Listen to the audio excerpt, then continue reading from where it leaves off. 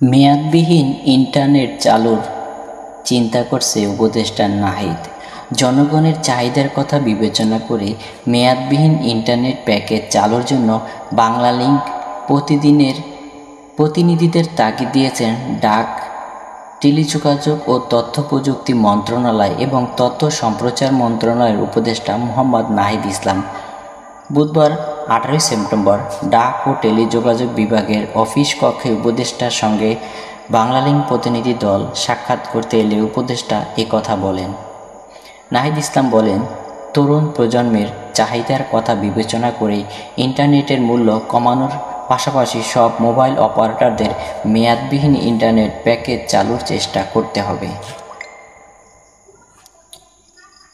ভেওন লিমিটেডের প্রধান নির্বাহী কর্মকর্তা কান টার্জিওগ্লু বাংলাদেশের সিম কার্ডের ট্যাক্স কমানোর কথা বললে উপদেষ্টা বলেন, ট্যাক্সের সঙ্গে অর্থ মন্ত্রণালয় জড়িত, তাই এ বিষয়ে তাদের সঙ্গে আলোচনা করতে হবে।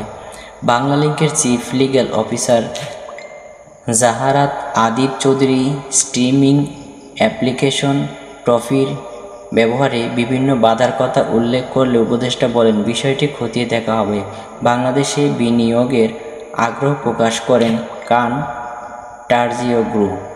সাক্ষাৎকারে বাংলালিংকের প্রধান নির্বাহী কর্মকর্তা এরিক এস প্রধান কর্পোরেট নিয়ন্ত্রক কর্মকর্তা তাইমুর রহমান সহ ঊর্ধ্বতন কর্মকর্তারা উপস্থিত ছিলেন।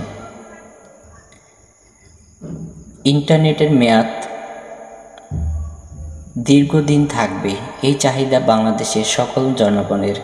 মেয়াদের কোনো সীমা থাকবে না, যে প্যাকেজ কিনব যতদিনে শেষ না হবে ততদিন প্যাকেজ চলতেই থাকবে, এই একটি দাবি নাহিদ ইসলামের কাছে এবং তিনি গুরুত্বের সহকারে বিষয়টি নিয়েছেন এবং এ নিয়ে আলোচনা করছেন। হয়তো আমরা খুব শীঘ্রই মেয়াদবিহীন নেট চালাতে পারবো।